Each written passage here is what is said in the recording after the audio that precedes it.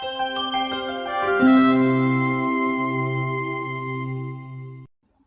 everyone and welcome to this session on sitting arrangement. In this particular session, we will be looking at what are the various types of sitting arrangements, what is the correct mindset or the approach required to crack a sitting arrangement question, and what are the few cardinal rules that one should stick to in order to get a sitting arrangement question right. So let's proceed with the session. So when we talk about the seating arrangement questions, they can be broadly divided into three kinds, out of which linear and circular are the most common one that are being asked in the various exams. Linear is like arranging in a line. It could be arranging in one line. It could be the arrangement in two lines, seating arrangement in two rows. To make the problem difficult, couple of times, apart from the person's name, few additional data has also been given in the question. Probably like data about their blood relations or data about their professions has also been given, and then we have to get the placement of each person along with the data associated with that person. Similarly, in circular arrangement, people are made to sit around a circular table, and here again there could be, in few questions there could be some additional data given with those persons. And apart from linear and circular, sitting arrangement questions can also be based on any other closed shape like a square or a rectangle. There has been question also on triangle or hexagon. These are the most commonly shapes other than a line and circle in which seating arrangement questions have been framed. Now let's understand what should be the correct mindset or approach to tackle these kind of questions. First one is that you need to understand your game. What I mean by understanding the game here is like read the entire data. Couple of times you would see the sitting arrangement questions, the data is pretty long. There would be 9 to 10 lines of the data given, and if you start reading and putting in the data or arranging in the data from the first or second line itself, and you do not read it entirely. Let me take an example here. Let's say there's a circle arrangement question and it says there are 8 people sitting around a circular table, and there is some data given about their respective positions with respect to each other, and then you start plotting it and you don't read it entirely. When you read to the 9th or 10th line and then you see it has been, there's a line that has been written, then few people are facing towards the center and few people are facing outside the center. Now, if you have not read this line before, you would have got the entire question wrong.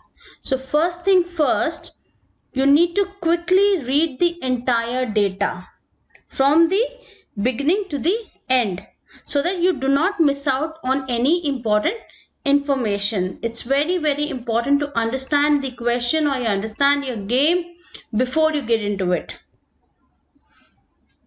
So when you have last 3-4 minutes left in an exam, it would not be a wise suggestion to go for a lengthy problem or to go and attempt a lengthy sitting arrangement question or a puzzle question. Ideally, you should go for a puzzle or arrangement question with the least amount of information, because it's still possible to crack that puzzle or arrangement in 3-4 minutes, rather than if I pick up a big problem which has a lot of data, which has a lot of layers of data, there's a lot of parameters to match, so we won't be able to finish in the last 3-4 minutes. So you have to plan your last over, or the crucial last few minutes have to be given to any arrangement sort of question, one which has the least amount of data, because that ensures that we can at least we can get that puzzle right. Third important thing to keep in mind is that be an all-rounder. What do we mean by an all-rounder? That learn all the formats. It's not that that I will only practice the line arrangement question, or you would only do the circle arrangement question, because the nuances of a line arrangement question and the nuances of a circular arrangement question can differ. So you have to learn all the formats. So you have to practice enough even on the linear arrangement questions. So you have to practice enough in every kind of question. If I talk about linear arrangement, make sure you have practiced a single row question as well, or a two row question, double row question, then single row question with some data.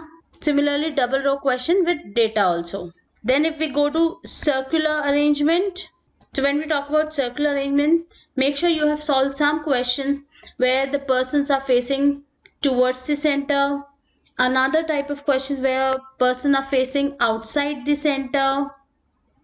Combination of both, and also in circular arrangement, there could be an integration of blood relation with the sitting arrangement. So you should have done some enough problems on that.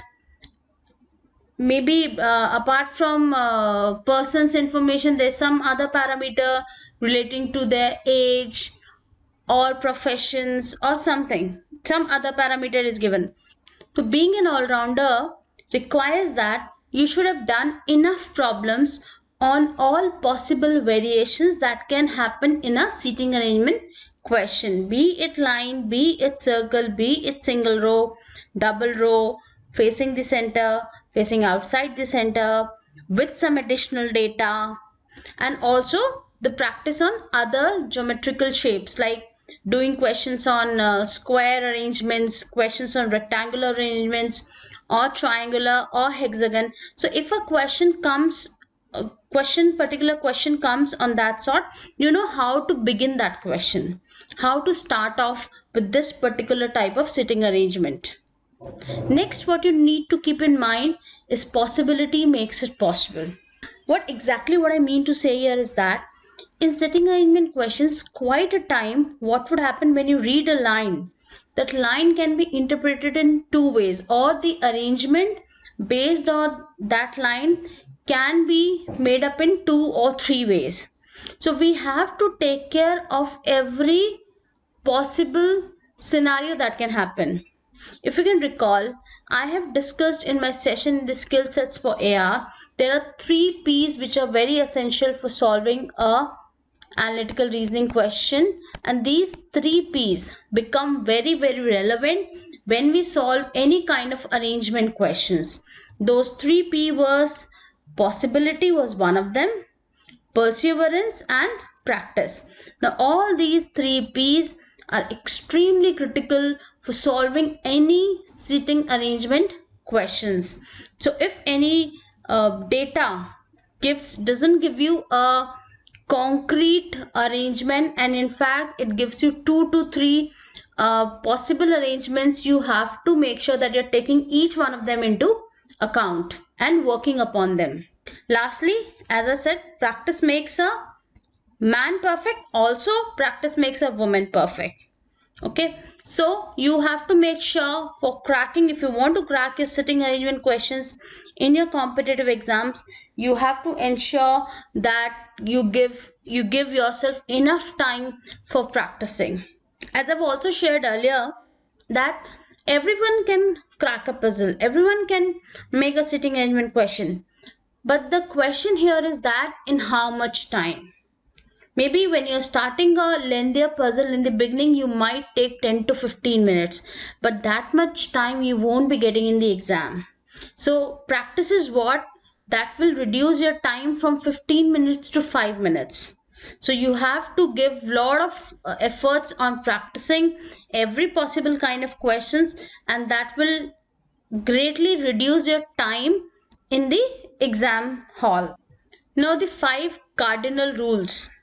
The cardinal rules are something which we have to stick with in every scenario, and by not adhering to these rules, or by not sticking up to these rules, we might or rather I would say most of the time we would get our arrangement wrong. So rule number 1 is always start with the definite information, something which is 100% sure. I've taken an example here. Let's understand it with the example. 6 persons A, B, C, D, E, F are sitting in a line. B is sitting second to the left of A. Now when I read this line, all I know, I have to place A somewhere and second person to A's left is B. Now there are 6 persons. I really don't know where do I place B and where do I place A. So this is not a definite information. Let's read the another data that has been given in this question. C is at one end of the line and is third to the right of A. C is at one end of the line. So if I have 6 people in a line, C could be at this end and C could be at this end. When I am only reading that, C is at one end of the line. But as soon as I read the second portion of this data, and is third to the right of A. When I read this data, I know for sure that C cannot be at the left end. C has to be at the right end. And C is third to the right of A. That means A should have been here. So now when I have to place 6 people in a line, now for surely I know that C is at the extreme right end and then A is third to the left of C, and now I can place B also. So now this piece of information is the definite information, whereas the first piece of data was not the, or it cannot be qualified as the definite information. So always we need to start our arrangement with what is definite, what is fixed, and there is a 100% surety attached to that particular data. Second cardinal rule is that in a closed shape sitting arrangement, which could be a circle, square, rectangle or hexagon, persons will sit opposite to each other only when there are even number of people. Let's understand this one. Let's say we have 8 people sitting around a circular table and they are equally placed. When I have to place 8 people around a circle and giving equal distance between them, their places would be like this. And when I place people like this, here I can make sure that persons are sitting opposite to, any 2 persons are sitting opposite to each other. Okay, so here 8 happens to be an even number. So when I have odd number of people, I cannot ensure that persons are sitting opposite to each other. So you need to keep in mind that only when we have even number of people in a sitting arrangement, then only it can be ensured that persons are sitting opposite to each other. Rule number 3, pronoun versus conjunction. Quite often when you read a sitting arrangement or a puzzle, you would find words like who, which, whose. So these are the pronouns, and conjunctions like and, but, while. Now let's understand how they would create a difference in the placement. Now when I read the first data, P is second left of Q, who is third right of R. So let's arrange this data. So the placement of P is given with respect to Q. So I will first place Q. And in circle arrangement, the default direction is that everyone is facing towards the center. So if Q is facing towards the center, this should be his left and this should be his right. P is second left of Q, so P should come here. Now Q who is third right of R. I can say Q who is third right of R can be converted as R is third left of Q, because I know where is Q. So it's easy to plot R with respect to Q. Once again, understand, when I'm saying Q is third right of R, I can say R is third left of Q. That means R would be placed here. So this data, third right of R, was given for Q. Let's understand the second condition. P is second left of Q, so this part is same as the first one, and is third right of R. Now this word and is creating a difference, that this particular piece of information is third right of R is spoken about P, not Q. That P is third right of R. P is third right of R can be looked at as that R is third left of P. So when P is looking inside, this should be his left. So R should come here, right? So as we compare the two arrangements, we can definitely see the final arrangements have come out to be different. So what you need to understand, whenever the word who is written, that piece of information is about the immediate person. The information after who refers to the immediate person. Here, third right of R was spoken about Q. Whereas when we have and, the information refers to the first person. Okay, so you have to take care of this usage of pronouns and conjunctions in the sitting arrangement questions. So rule number 4, take note of left or immediate left, at the same time right or immediate right. Let's understand it this way.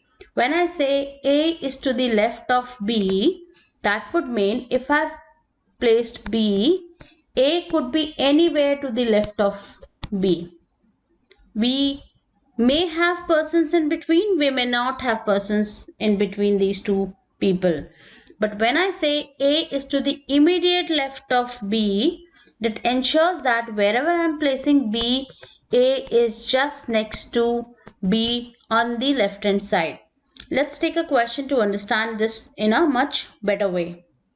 There are 5 persons P, Q, R, S, T sitting in a row facing north. Q is sitting to the left of S. Q is sitting to the left of S. Kindly take a note, nowhere immediate left has been written. So if I am placing S anywhere, Q can be anywhere in the left. Can also be immediate left, but as of now we are only taking he is to the left of S. And Q is to the right of R. Again, there is no mention of the word immediate here. So this way, I am making Q in the right of R. Now, no two persons among R, Q and T are sitting adjacent to each other. That means R and Q cannot sit next to each other. I need one more person between them. Also, I cannot have T next to R. I cannot have T next to Q, and for the same reason I cannot place T in between R and Q, or the only possible place to put T is after S, and I needed one more person between R and Q because R and Q cannot sit adjacent to each other, and the person left here is P. So our arrangement would be R, P, Q, S, T. And lastly, the most important rule is the left and the right direction. So if in a line arrangement it is being said people are facing north, so this should be their left and this should be their right. If they are facing south, this should be their left and this should be their right. So I will advise that you revise your concept of directions before doing line arrangements. Okay, so and similarly in circular arrangement, if it is being said the people are facing towards center, so there's a person, if is a person sitting here facing towards center, this would be his left hand side and this would be his right hand side. But if there's another person who's sitting exactly opposite to him facing center, for this particular person, let's call him B, this is going to be his left and this is going to be his right.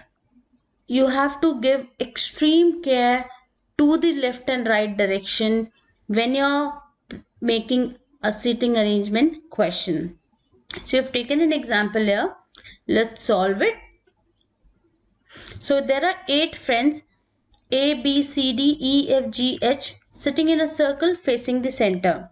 So their 8 friends will make 8 places for them, equidistant and facing one another, facing towards center. B is sitting between G and D.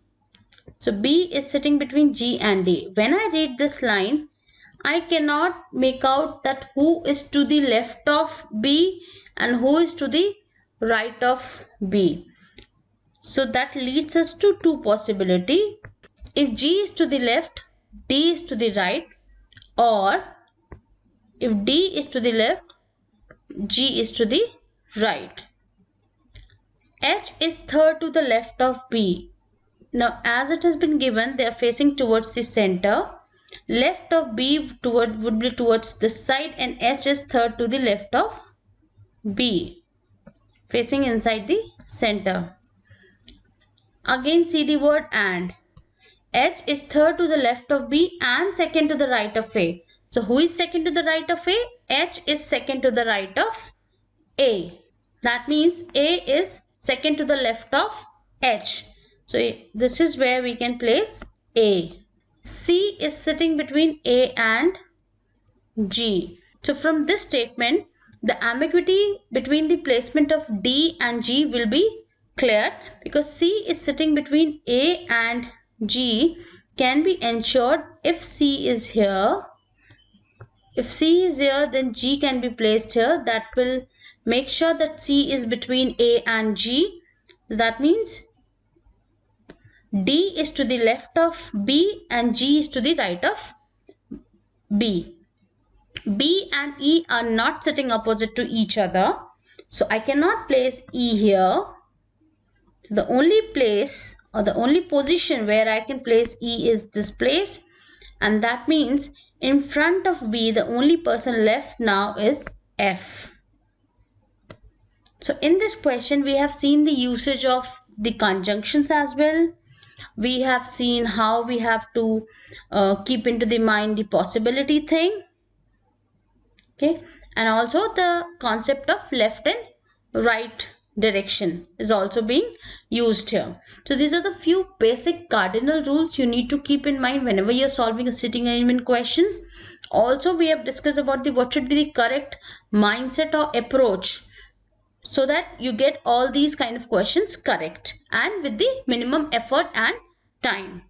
So in the next session, we will look at the line arrangements in a single row, then in the double row, and also with some additional data. So thank you. Thanks a lot.